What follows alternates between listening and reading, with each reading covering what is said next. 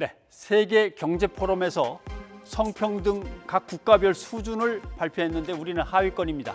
156개국 가운데 102위. 지난해보다 조금 나아졌지만 결국 따지고 보면 90에서 122 사이를 왔다 갔다 하고 있는 중입니다. 각 부문별로 점수를 살펴보겠습니다.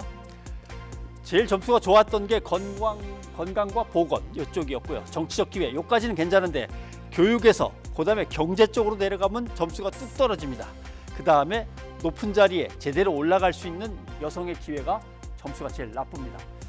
경제활동 참여와 기회가 123위. 요거는 한번 어떤 이유에서인지 좀 살펴봐야 될 것 같습니다.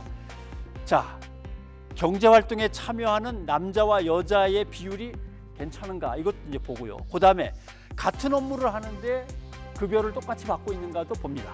그다음에 결국 여성이 버는 것과 남성이 버는 것은 어느 정도 차이가 나는가, 총 소득에 대한 비율, 그다음에 어느 기관이나 직장에 취직을 했을 때 도대체 행정직이나 관리직으로 올라가는 것이 여성에게 얼마나 평등한가 따져야 되고요. 그다음에 전문직이나 기술직에 여자들이 얼마나 제대로 진출을 하는가, 이것들이 경제활동 참여 기회 점수가 되는 겁니다.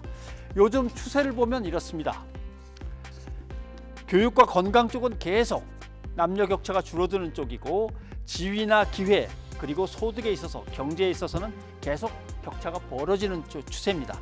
그래서 성평등을 달성하려면은 한 136년 정도 더 걸리겠다 평균을 내서 그렇다는 겁니다.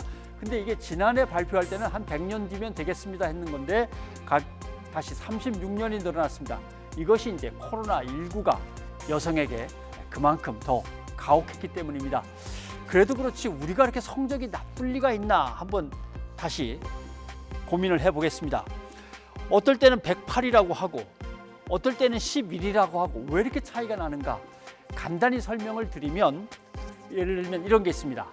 임산부가 아이를 낳다가 사망하는 거라든가 나이 어린 청소년이 아이를 낳는 경우, 이런 것들은 대한민국이 점수가 좋은 편입니다. 그런데 여기에는 안 들어가고 저기에는 들어갑니다. 또 임금 격차, 남녀 간의 임금 격차나 직종에서 남자가 가기 좋은 직종, 여자들은 차별하는 직종이 있고 또 가정폭력이 있는데 이런 것들은 우리나라가 점수가 나쁘죠.